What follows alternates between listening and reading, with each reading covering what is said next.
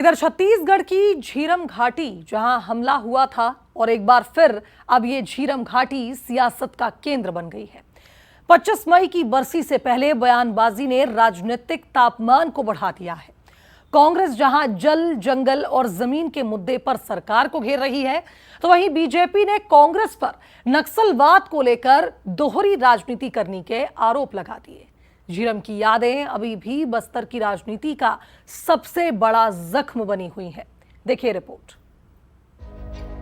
25 मई 2013 है वो तारीख जिसने छत्तीसगढ़ की राजनीति को हमेशा के लिए बदल दिया। झीरम घाटी का वो नक्सली हमला जिसमें कांग्रेस ने अपने कई बड़े नेताओं को हमेशा के लिए खो दिया। झीरम कांड की बरसी हर साल आती है, दिवंगतों को श्रद्धांजलि दी जाती है और फिर शुरू हो जाती है सियासत। हालांकि इस बार माहौल अलग होने की उम्मीद थी, क्योंकि सरकार लगातार नक्सलवाद के कमजोर पड़ने और बस्तर में शांति लौटने का दावा कर रही थी। लेकिन बरसी से ठीक पहले कांग्रेस नेता अमरजीत भगत के बयान ने फिर राजनीतिक बहस को भड़का दिया है। भगत ने कहा कि सिरदर्द खत्म हुआ, लेकिन अब 104 डिग्री का बुखार आ गया है।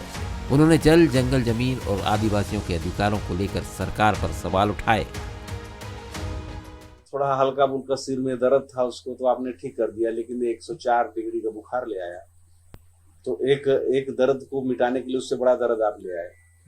अगर आप बोलते हैं कि नक्सली समस्या खत्म हुआ, चलो हम मानते हैं खत्म हुआ, लेकिन उससे बड़े हमारे जल, जंगल, जमीन को लूटने वाले आ गए ना। उनके सामने किसी प्रशासनिक अधिकारी का चलना है, ना किसी नेता का चलना है। तो ऐसे व्यवस्था से छत्तीसगढ़ वासियों को क्या मिला? झीरम एक हमला नहीं, बल्कि छत्तीसगढ़ की राजनीति का सबसे बड़ा दर्द है। यही वजह है कि इसकी बरसी आते ही पुराने सवाल और पुराने आरोप फिर जिंदा हो जाते हैं।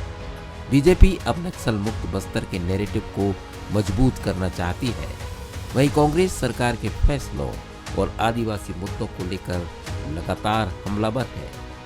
बीजेपी ने पलटवार करते हुए कांग्रेस को नक्सलियों की बी टीम तक कह दिया। आरोप ये भी कि कांग्रेस हमेशा नक्सलवाद पर दोहरी राजनीति करती रही है। नक्सलवाद की खत्म होने की पीड़ा जो है कांग्रेस को उठानी पड़ रही है, क्योंकि कहीं न कहीं से उनकी बी टीम के रूप में नक्सलवादी संगठन किया करते थे। और वो लोग तो झीरम के जो कांड को लेकर के बड़ी बड़ी बातें करते थे और उनके एविडेंस जेब में लेकर घुमा करते थे। 5 साल में उन्होंने कभी इस पे कार्रवाई नहीं की। उनके समय में सर्चिंग ऑपरेशन पूरी तरीके से बंद था।